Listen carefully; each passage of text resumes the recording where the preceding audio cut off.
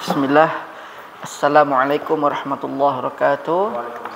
Alhamdulillah wassalatu wassalamu ala nabiyyina Muhammad wa ala alihi wa ashabihi ajma'in. Amma ba'd. Sekarang kita masuk kepada al-muhadarah ats-tsaniyah dari kitab Al-Bidayah fil Aqidah.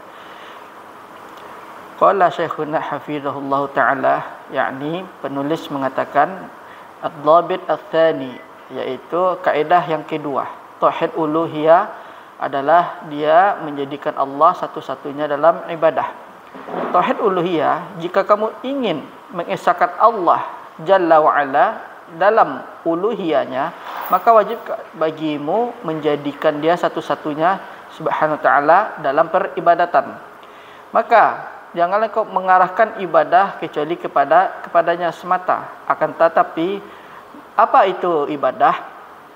Sebagian para ulama mengatakan ibadah adalah setiap apa yang Allah cintai berupa ucapan dan perbuatan, baik yang batin maupun yang zahir. Dan sebagian yang lain juga mengatakan ibadah dia adalah perbuatan yang diperintahkan dan dimustahabkan, yang mengharapkan, sangat menginginkan pahala dari Allah Subhanahu wa taala, dan melarang dari yang diharamkan dan yang dimakruhkan, takut karena Allah Subhanahu wa taala. Maka ibadah, ayyuhal ahibba, wahai para yang haiba, ibadat dibangun di atas landasan, di atas satu landasan, dan dia adalah yaitu yuwajjihu al-qalb, itu mengarahkan hati. Dan apa itu landasan yang dibangun, yang ibadah dibangun di atasnya, yang Rabbul Alamin, yaitu asas atau landasan adalah dia muraqabatullah tabaraka ta'ala. Dan ini adalah asas, yaitu muraqabah, bawah pengawasan tabaraka ta'ala. Maka sesungguhnya seorang hamba yang ingin melakukan qiyamul lail dan meninggalkan kenikmatan tidur dan bersungguh-sungguh, dirinya bersungguh-sungguh, dan dia mensifati keduanya kakinya karena Allah Subhanahu wa taala, kan Allah Subhanahu alamin, dan menaungi rakaatnya dalam dan sujudnya, membaca kalam Allah dan sujud di antara di hadapan Allah. Sesungguhnya innama yaf'alu dzalika, sesungguhnya yang dilakukan itu adalah keinginan yang kuat apa saja terdapat di sisi Allah berupa pahala dan ganjaran. Ibadah dibangun di atas pengawasan Allah dan keinginan yang kuat pada sesuatu yang ada di sisi Allah dan mengharapkan pahala dari Allah. Dan demikianlah seorang hamba apabila dia melakukan berjalan di sebuah jalan, maka dia tampak di depannya itu seorang wanita yang berhias. Lalu dia menundukkan pandangannya, takut karena Allah. Ibadah, yaitu pengawasan di dalam hati yang menghasilkan pengharapan. Lalu dia menegakkan solat malam dan takut, lalu menundukkan pandangan. Sesungguhnya orang yang terputus balasannya, innal ladzi yaqtata'u. Syukran, jazakallahu khair.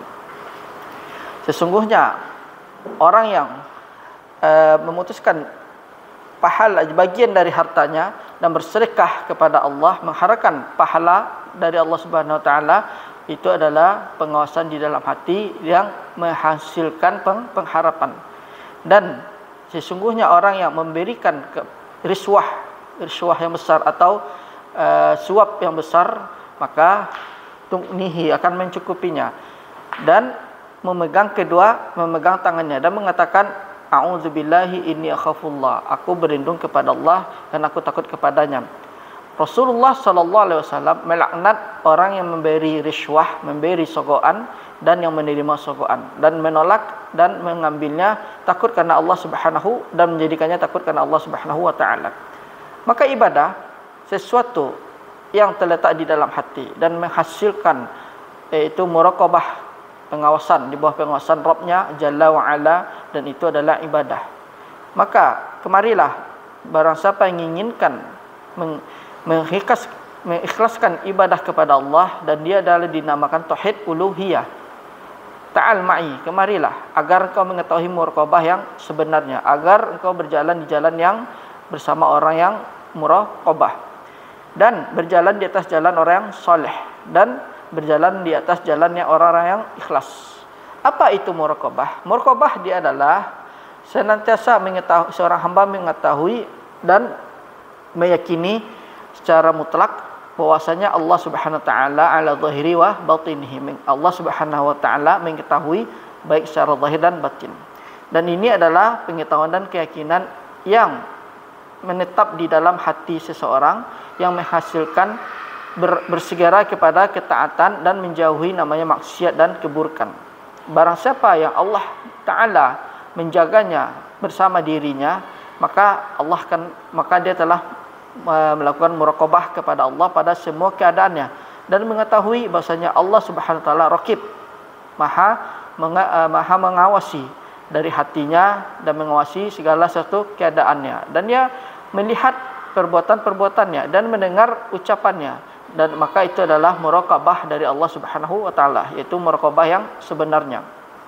Aku ulangi, siapa yang muraqib Rabbahu ahqan, dan siapa yang mengawasi Allah Rabbnya atau Allah yang sesungguhnya, barang siapa yang menjaga dirinya, maka Allah juga akan mengawasi dirinya pada setiap keadaannya. Dan dia mengetahui bahwasanya Allah itu raqib, maha mengawasi, dan dari hatinya juga diawasi dan mengetahui keadaan-keadaannya dan melihat perbuatan-perbuatan dan mendengar ucapannya. Demikian itu adalah muraqib Rabbuh.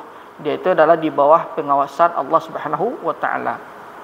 Allah berfirman, wa kana Allahu ala kulli syai'in raqiba, dan Allah itu mengawasi dalam setiap keadaan. Allahu akbar. Dan Allah Subhanahu wa taala mengawasi segala sesuatu, dan Allah juga mengetahui segala sesuatu. Kaedah secara kuliah meliputi semua keadaan manusia, dan Allah mengawasi bagimu di dalam tidurmu, bangunmu, dudukmu, berdirimu, pergimu, datangmu. Allah Subhanahu wa taala mengawasi. Dan engkau di dalam bekerja juga Allah mengawasi, dan wajib bagimu Allah juga mengetahui, mengawasimu dalam salat, dan Allah juga mengawasi ketika duduk bersama orang-orang, dan Allah juga mengawasi ketika kamu sendiri. Allah Subhanahu wa taala mengatakan, ma yakunu min najwa thalathatin illa huwa rabi'uhum, dan tidaklah yang bertiga itu kecuali dia ada yang keempat dari mereka, dan tidak kelima kecuali yang keenam, dan tidaklah yang paling dekat dari itu, dan tidaklah yang lebih dari itu kecuali bersamanya dimanapun mereka berada.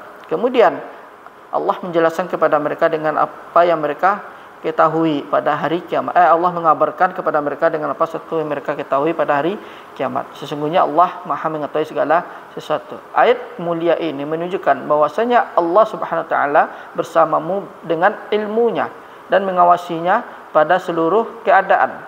Wahai yang menginginkan mengesahkan Allah dengan tauhid uluhiyah, dia adalah mengesahkan Allah dengan ibadahnya. Sepatutnya kamu ketahui makna muraqabah. Maka apabila kamu mengerti makna iman untuk muraqabah, maka tingkatan itu pada semua keadaan. Maka ketahuilah bahwasanya itu pasti terjadi, dan dia adalah mentauhidkan Allah Subhanahu wa taala. Dikatakan salah seorang para ulama, apa itu, atau salah seorang para ulama ditanya, apa itu tanda muraqabah? Yaitu memprioritaskan apa yang Allah turunkan dan memuliakan dan mengagungkan Allah, dan mengecilkan apa yang Allah kecilkan. Allahu akbar. Apa itu tanda muraqabah? Yaitu memprioritaskan apa yang Allah turunkan dan mengagungkan apa yang Allah agungkan, dan mengecilkan apa yang Allah kecilkan. Ucapan meliputi maknanya adalah Allah Subhanahu wa taala atharal akhirah, memprioritaskan akhirat di atas dunia. Maka hendaklah engkau memprioritaskan akhirat dan mengagungkan ketaatan dan syiar-syiarnya, syair dunia, syiar agamanya, fal tu'azzimha, maka agungkanlah syiar agamanya tersebut, dan mengecilkan perkara dunia dan syahwat, maka kecilkanlah. Dikatakan, siapa man raqibullah fi khawatirihi, siapa yang mengawasi Allah di dalam benaknya, yaitu Allah menjaganya pada setiap harakatnya dan keadaannya. Jadi dikatakan juga ar-raja, berharap, yaitu menggerakkan untuk kepada ketaatan dan ketakutan menjauhkan dari maksiat. Dan muraqabah itu menyebabkan kepada dua jalan, yaitu jalan ketakutan dan pengharapan secara bersama. Dan dengarkanlah perkataan salah satu para ulama ketika ia mengatakan, apabila engkau duduk bersama manusia, jadilah engkau seorang yang memberi nasihat untuk hatimu dan dirimu sebelum engkau menasihati mereka. Dan janganlah kebanyakan mereka itu menipumu bagi atas dirimu. Maka sesungguhnya mereka mengawasi secara zahir dan Allah yaitu mengawasi secara batin. Ayo hibba, inna ilma tauhid, sesungguhnya ilmu tauhid apabila dia menghasilkan di dalam hati atau membuahkan atau menghasilkan di dalam sebuah hati, maka tidaklah ada ilmu yang bermanfaat. Sesungguhnya ilmu tauhid apabila menjadikan kamu seorang hamba Rabbani, engkau akan bergerak dalam ketaatan kepada Allah dan menjauhi yang namanya maksiat. Maka tidak ada manfaat mempelajari tauhid idzan kalau begitu. Kalau begitu, tauhid uluhiyah dia adalah mengesahkan Allah dalam ibadah. Dan ibadah adalah isim, setiap nama yang meliputi segala sesuatu yang Allah cintai dan ridhai berupa ucapan perbuatan baik secara zahir dan batin.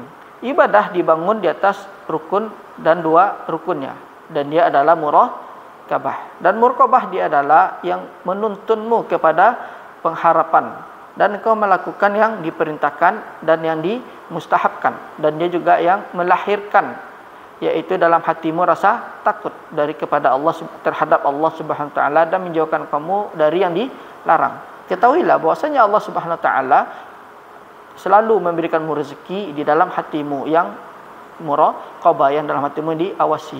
Apabila kamu ingin turaqiballaha, apabila kamu ingin mengawasi Allah, maka berdoalah kepada Allah, mintalah kepada Allah, dan menghinakanlah di hadapan Allah Subhanahu, menghinakanlah diri di hadapan Allah Subhanahu wa taala agar ia menjadikan engkau di antara orang yang senantiasa mengawasi diri karenanya dari segala keseluruhan di atas jalan orang-orang soleh.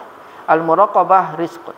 Muraqabah adalah rezeki. Takwa juga rezeki. Kebaikan juga rezeki. Qiyamul rezeki. Zuhud juga di dunia rezeki. Membaca Quran rezeki.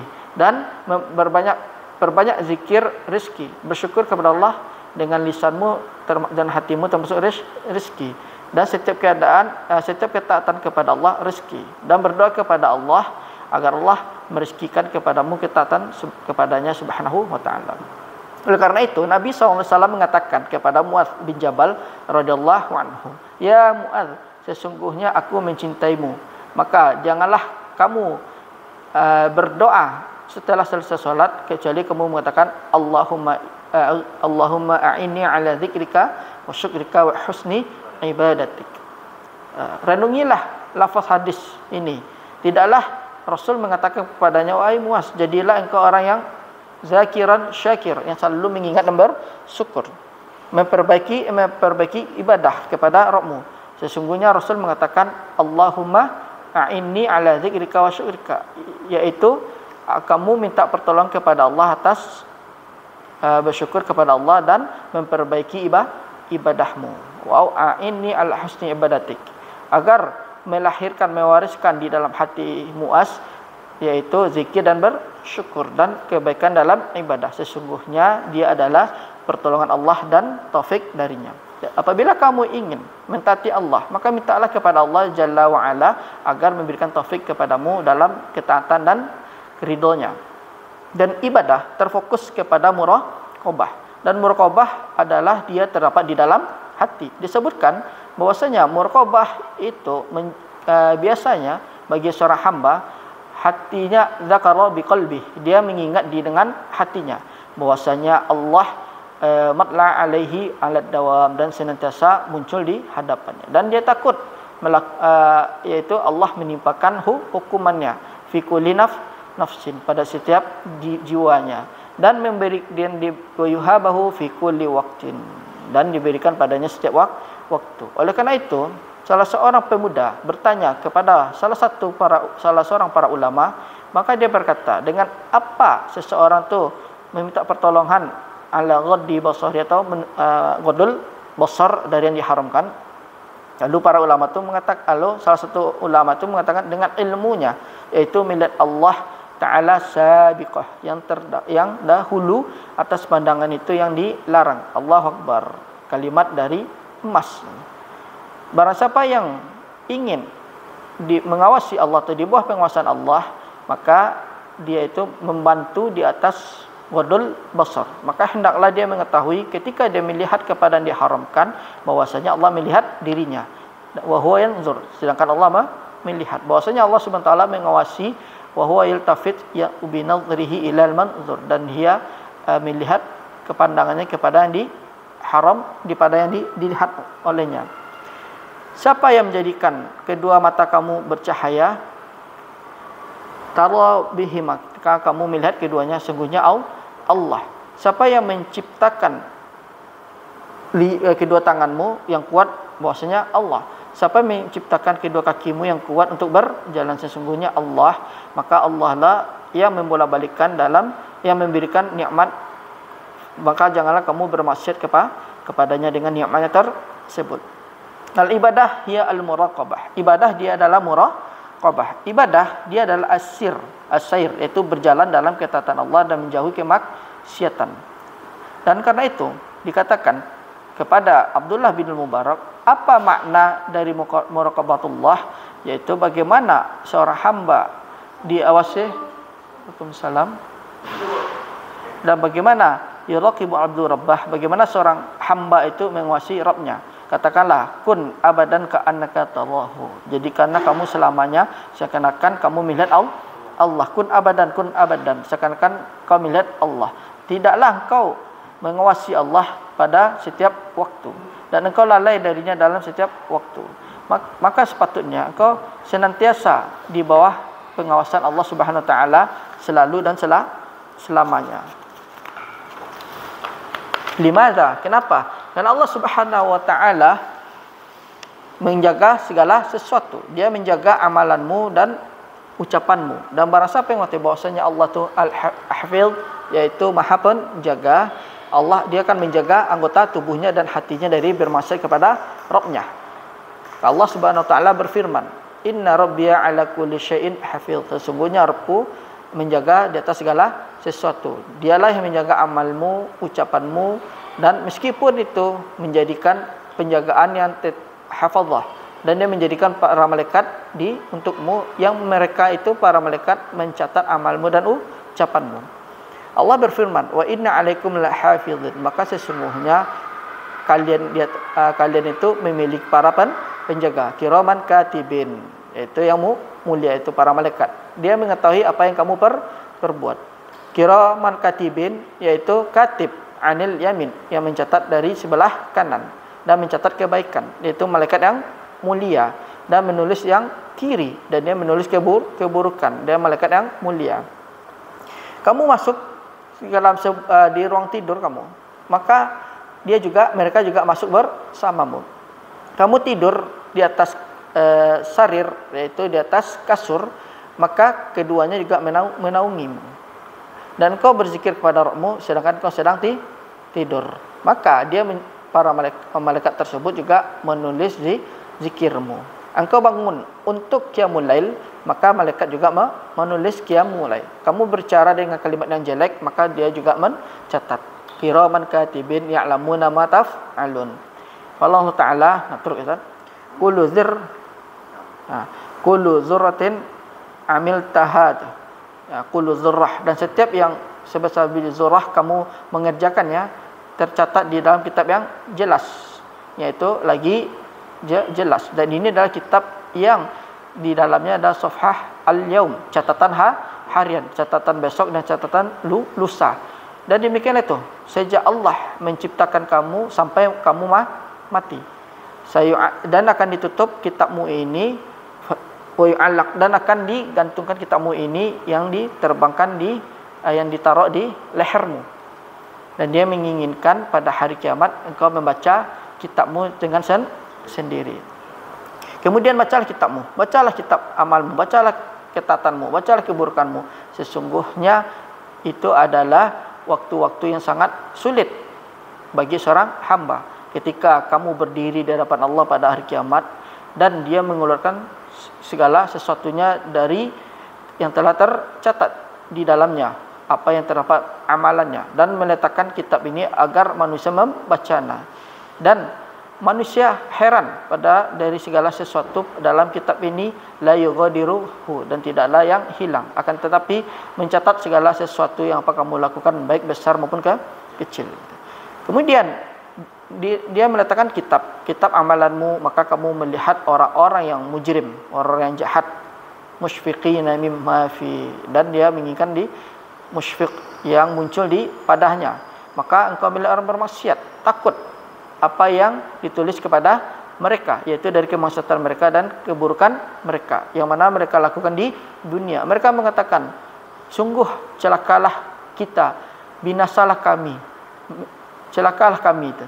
Apa kitab ini tidaklah hilang sedikit pun, tidaklah hilang yang kecil maupun yang besar, kecuali malaikat mencatatnya. Illa ahsaha, kecuali dia terjaga di dalamnya. Bagaimana kamu menghisap dirimu pada hari kiamat? Bagaimana kamu akan membaca kitabmu itu? Sebagian para ulama mengatakan segala sesuatu yang tertulis itu yang ada padamu pada kitab ini, maka suatu saat akan kamu akan membacanya dengan sendiri. Ini perkataan yang pertama tentang seseorang ketika menerima kitab. Dan kedua, sebagian para ulama mengatakan al-amru asyad min zalika, perkara sangat sulit pada saat itu. Sesungguhnya kitablah yang akan berbicara sebagaimana yang kamu kerjakan. Mereka mengatakan apabila ahlud dunya ketika ikhtara'u kitaban yantiqu wa yatakallamu kaifa, ketika merobek kitabnya dan membaca dan berbicara bagaimana Allah Subhanahu wa taala menciptakan mereka, dan Allah menciptakan mereka, untuk mereka itu adalah akal, maka Allah Subhanahu wa taala yang lebih layak menjadikan kamu, menjadikan kitab untukmu yang berbicara dengan sendirinya.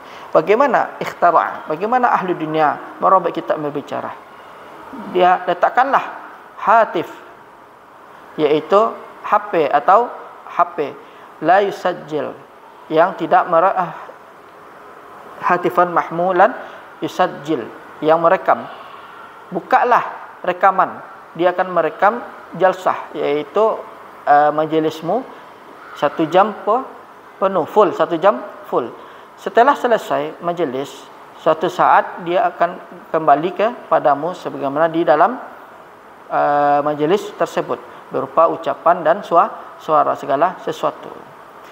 Oleh karena itu, kitab ini yang dinamakan dengan tasjil, yaitu yang terekam, berbicara dengan sendirinya, tidak butuh kepada orang yang membacanya. Akan tetapi dia berbicara dengan suara orang yang mutahaddits, orang berbicara. Maka kamu akan mendengar suaramu dan ucapanmu pada hari kiamat dari kitabmu seperti yang terekam secara sempurna. Apa dalil itu? Ahayul qaum, sebagian para ulama berdalil, yaitu hadza kitabuna yantiqu alaikum bil haqq inna kunna nastasfikhu ma kuntum ta'malun. Ini kitab kami, yaitu kitab kami telah menulisnya kepada kalian berupa amal kalian yang berbicara. Idzan, oleh karena itu kitab yang berbicara seperti rekaman secara sempurna. Kitab kami berbicara tentang di atas kalian dengan yang benar, tidaklah kalian dizalimi sebagaimana yang kalian katakan kepadanya dalam kitab ini. Kitab ini berbicara kepada kalian sebagaimana kalian lakukan dan kalian bicarakan dan kalian berjalan kepadanya segala sesuatu. Ayu kitab, yaitu kami menulis apa yang kalian lakukan dahulu di dunia, dan apabila kami ingin menghapusnya, apa yang kalian yang perbuat. Dan sebagian para ulama mengatakan sesungguhnya hisab pada hari kiamat itu yaitu suara dan gambar. Kamu melihat suaramu dan fotomu atau gambarmu, dan engkau sedang solat, dan engkau sedang saum, dan engkau sedang bersedekah, dan engkau sedang melakukan kebaikan, atau engkau melihat kebalikannya, engkau sedang mencuri, dan engkau sedang berzina, wal'iyadzubillah, dan engkau sedang minum khamar, dan engkau sedang mencela atau sedang namimah, hakadha. Qala wa ma dalil? Apa dalilnya itu? Yaitu wajadu ma'amilu hadirah, yaitu datanglah suara itu dan gambarnya di hadapanmu yang kamu melihatnya. Wal yadlimu rabbuka ahad, tidaklah Rabbmu itu menzalimu sesuatu pun. Maka ibadah ayul hibat al-kiram dibangun di atas muraqabah kepada Allah Subhanahu wa taala. Allah adalah pengawasmu. Dan ketahuilah akhil karim, sesungguhnya seorang hamba apabila dia muraqabah itu menetap di dalam hatinya, maka sesungguhnya suatu saat dia akan melihat keajaiban.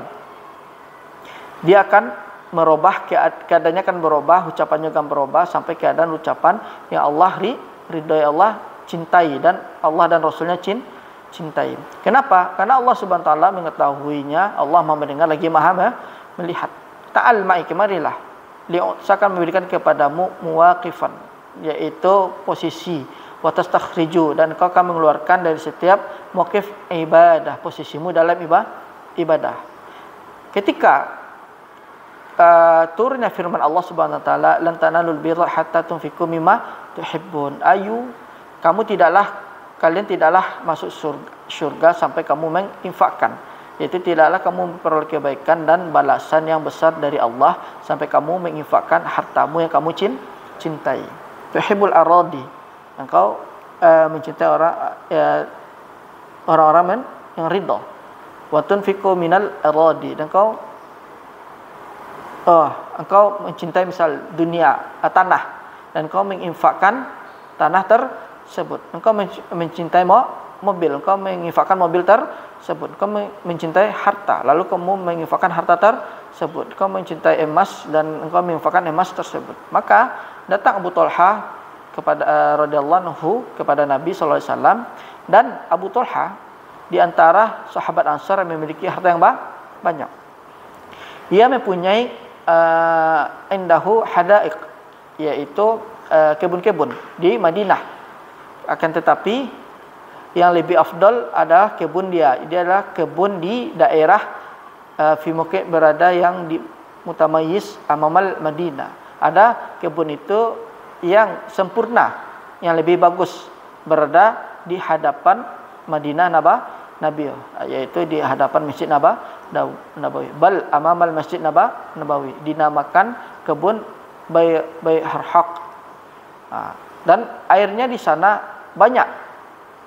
Dan kebun ini di dalamnya ada sumur yang tawar, azbun yang tawar, dan mazru'ah tanaman berupa kurma, dan di dalamnya ada kurma yang banyak. Dan kebun itu yaitu banyak menghasilkan harta untuk menjual, agar dia menjualnya. Maka dia menolak, karenanya ini adalah di antara sebebek hartanya, dan memiliki tanaman yang hadiqah, yaitu kebun yang lain. Akan tetapi aqallu minha fil jauda, yang lebih kurang, yang lebih sedikit darinya fil di daerah jauda, dan yang paling sedikit darinya fil mauqi'. Dan akan tetapi posisi kebun ini yang memiliki kesempurnaan, dan kurmanya yang sempurna, kemudian yang kurmanya basah lagi sempurna, di dalamnya ada air yang tawar. Maka Abu Talha datang kepada Nabi sallallahu alaihi wasallam berkata, "Wahai Rasulullah, Allah Subhanahu wa taala telah menurunkan kepadamu ayat lan tanalu birra hatta tunfiqu mimma tuhibbun. Wa in uhibbu amwali ilayya hadhil hadiqah." Dan yang harta yang aku cinta ini yaitu taman ini atau kebun ini. Kebun ini di dalamnya ada pepohonan kurma yang banyak. Dan dia adalah tanaman Bayharhaq. Wahai Rasulullah, sesungguhnya aku menjadikannya untukmu dan untuk Allah dan Rasulnya, maka aku akan menginfakkannya. Ambillah letakkanlah sebagaimana kamu inginkan wahai Rasulullah. Allahu Akbar. Ribhul bay'. Beruntunglah orang yang menjual, beruntunglah orang yang menjual. Maka Rasulullah SAW berkata kepada Abu Talha, Abu Talha, sesungguhnya aku mendengar apa yang kamu katakan. Farikha, maka lemah lembutlah kamu dalam silaturahim terhadap keluarga kerabat, dan fawazza'aha, dan tebarkanlah. Maka Abu Talha menyebarkan, yaitu menyebarkan al-arham wa aqaribihi, dan Abu Talha yaitu melakukan silaturahim dan melaksanakan silaturahim. Pertanyaan, di mana posisi seorang hamba di sini?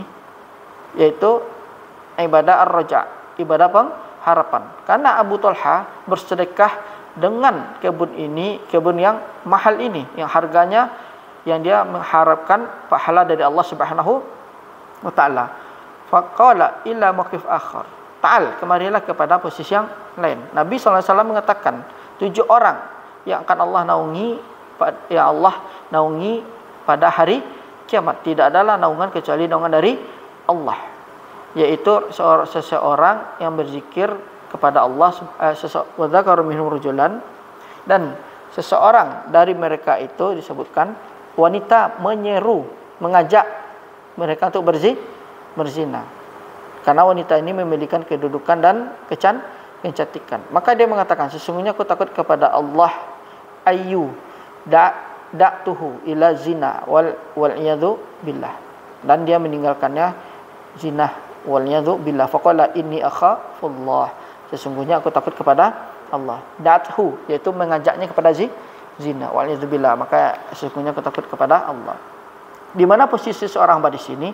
Yaitu takut kepada hukuman Allah dan terhalang dari melakukan perbuatan yang diharamkan, dan bahwasanya dirinya itu memiliki syahwat. Wanita yang memiliki kedudukan, kecantikan, yaitu mansib, yakni la ya'lamu ahadu bihadil jarimah limansibiha. Tidaklah dia mengetahui, salah seorang pun mengetahui jarimah, yaitu dosa ini karena kedudukannya dan kecantikannya yang dia mengharapkan, yaitu manusia mengharapkan dirinya. Meskipun itu dia takut, sesungguhnya aku takut kepada Allah. Di mana posisi seorang hamba di sini? Takut alladzi ghalaba ala qalbi. Takut dia kalah di atas hatinya. Maka posisi yang lain, Umair bin Himam radhiyallahu anhu, sebagaimana dalam Sahih Muslim, tak kalah Nabi SAW berkata sebelum peperangan, fakumu ila jannati ardhas samawati wal ard, maka berdirilah di surganya Allah yang seluas langit dan bumi.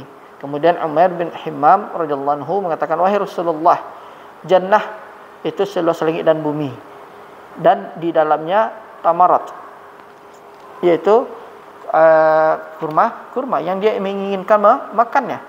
Dan sekiranya aku memakan kurma ini, maka sesungguhnya hidupku akan sesungguhnya kehidupan akan panjang. Lalu dia melempar kurma tersebut dan masuk ke dalam peperangan bersama orang kafir, sehingga dia itu terbunuh.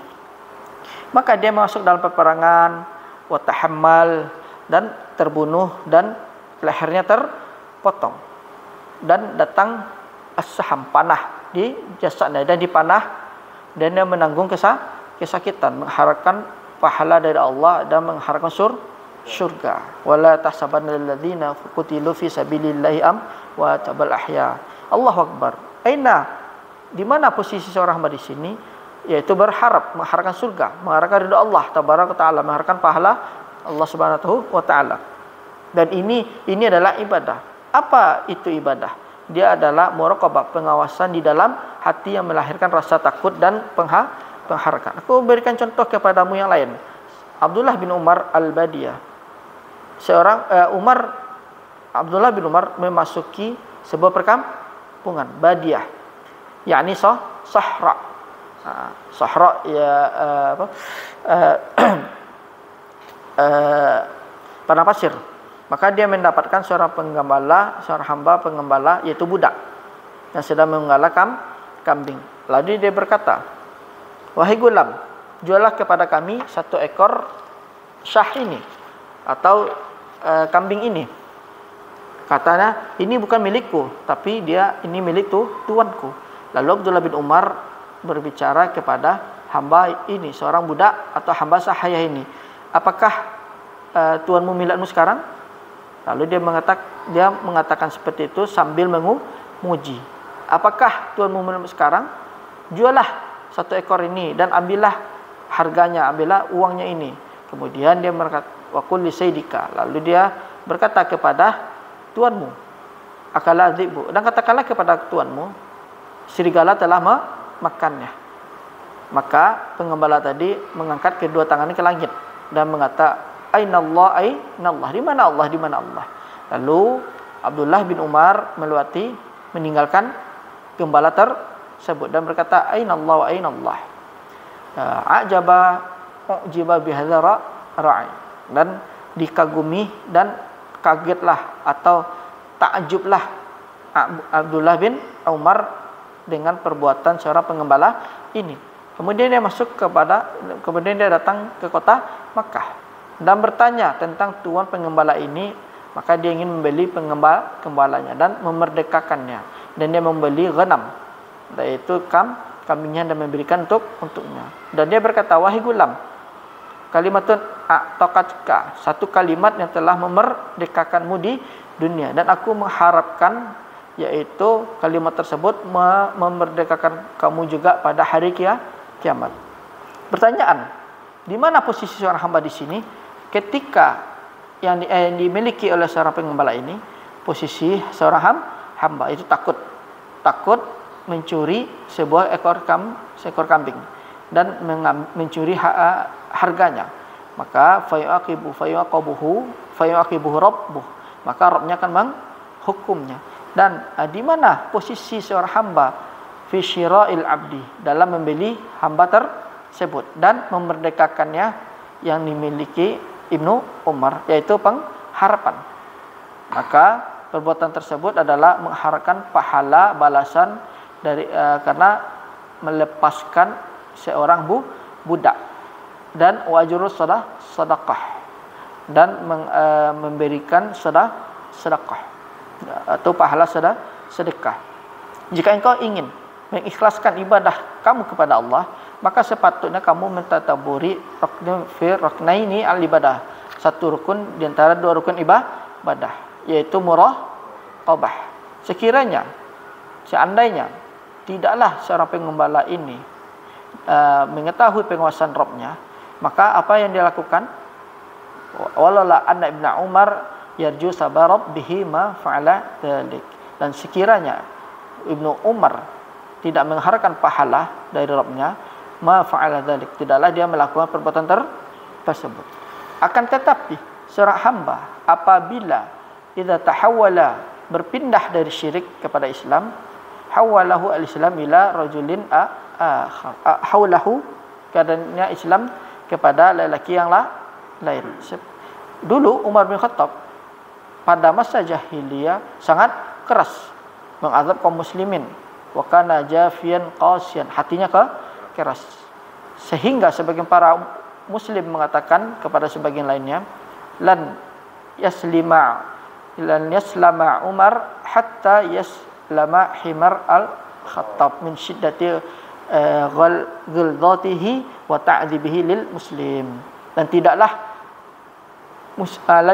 tidaklah Umar itu Islam sampai Islamnya juga Himar Khattab, yaitu keledainya Khattab, karena kerasnya azabnya terhadap kaum muslimin. 5. Ketika Allah Subhanahu wa taala melapangkan dadanya untuk Islam dan dia menjadi seorang muslim, bagaimana keadaannya? Yaitu kerasnya ini berubah kepada kelembutan. Perhatikanlah kepadanya ketika dia menjadi seorang khalifah muslim. Wa madha, dia melewati seorang anak kecil. Dia sedang mencari gembalanya, maka dia mendengar seorang kecil menangis di sebuah kemah. Lalu dia memanggil, wahai pemilik kemah, anadkhul, apakah boleh kami masuk? Maka seorang wanita tua menjawab, berkata, in kana indakum khair fadkhulu, apabila kamu memiliki kebaikan maka masuklah. Lalu mulai fa akhadha gula mahu, maka dia menjadikan anaknya itu dan masuk. Maka dia mendapatkan seorang anak kecil sedang menangis, dan dia mendapatkan keder, yaitu keder itu semacam apa ya, di kita tu sampai masak alal mak taqli, periuk, dan dia mendapatkan periuk yang ada air di atasnya yang sedang menggelagak. Maka dia berkata, ya umat Allah, limadza yabkun, wahai umat Allah, kenapa mereka menangis? Lalu si wanita menjawab, minal ju', dikarenakan lapar. Qala ma hadzal ladzi fil qadr, apa yang ada di periuk ini tu? Lalu wanita ini berkata, ini adalah batu dan aku meletakkannya dalam air yang menggelagak agar unimahum, agar aku bisa menidurkan mereka, dan aku katakan kepada mereka, bersabarlah sampai siap makanan. Lalu mereka tidur. Umar berkata kepadanya, limadza, kenapa kamu tidak pergi kepada Amir Mukminin? Dia pasti akan memberikanmu satu tepung atau sesuatu pun dari Baitul Mal Muslim. Lalu dia berkata, di mana Umar? Wa hal ya'lamu bina Umar? Apakah kamu mengetahui Umar? Maka dia menjadi fa akhadha gula mahu, dia mengambil anak kecilnya dan berjalan. Atau fa akhadha gula mahu ini pengawalnya, dan dia berlari dan membawa jaraban minat taqit, satu karung tepung. Dan pengawalnya ini berkata kepadanya, ahmiluhu, aku akan membawakan untukmu ya Amir Mukminin. Lalu Umar berkata, waihak, celakalah kamu, apakah engkau membawa ini untukku? Auzari yaumil qiyamah, apakah kamu akan membawakan dosa untukku pada hari kiamat? Ihmil alayya, bawakanlah untukku. Lalu Umar membawa tepung tersebut di punggungnya, dan dia datang sambil berlari. Maka sampailah dia di tempat wanita tersebut dan berkata, ahdiri al-aniyah, datangkanlah aniyah, yaitu beberapa peralatan.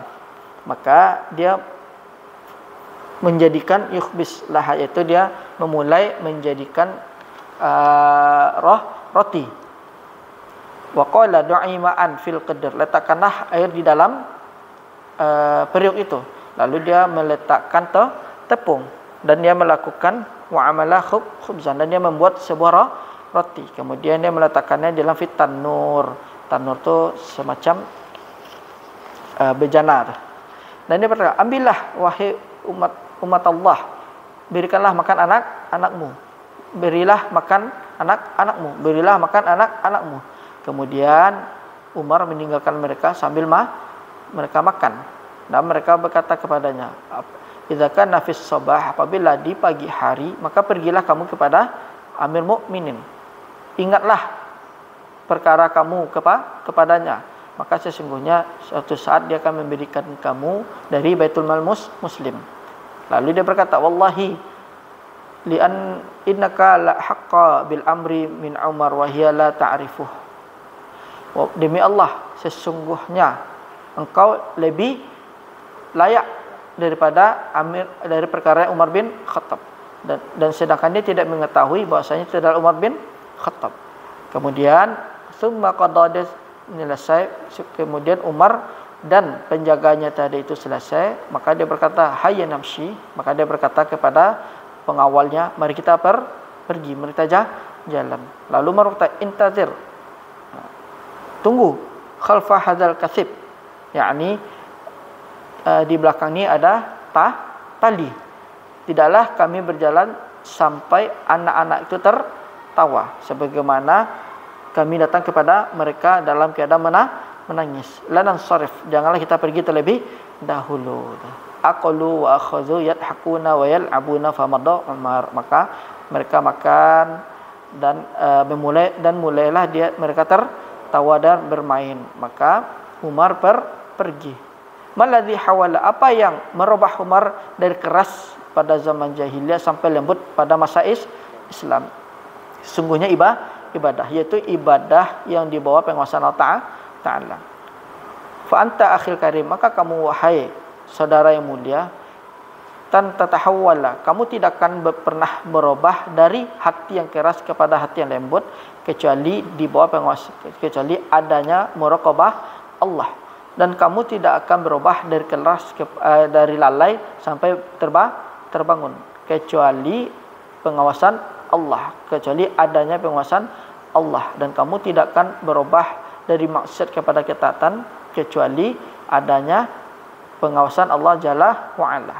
Maka penguasaan Allah dia adalah rukun dari dua rukun yang seorang hamba menjadikannya ketika dia berjalan di jalan Allah. Dan ketahuilah, anna kullama, tak kalah dia mengangkat kakinya dan meletakkan yang lain, wa kana laha athar, dan dia meninggalkan asar, bekas di tanah atau bekas di bumi. Adapun itu kepada ketaatan atau kepada maksiat, ini adalah asar yang tertulis.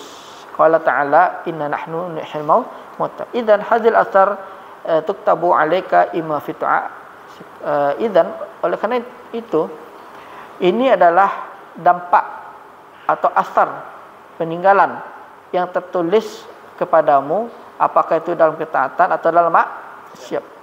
Ketahuilah akhil karim, maka sesungguhnya engkau apabila engkau di bawah penguasaan Rabbmu atau kamu menguasai Rabbmu, maka sesungguhnya Allah akan menjagamu dari segala dosa dan maksiat. Naktafi insyaallah.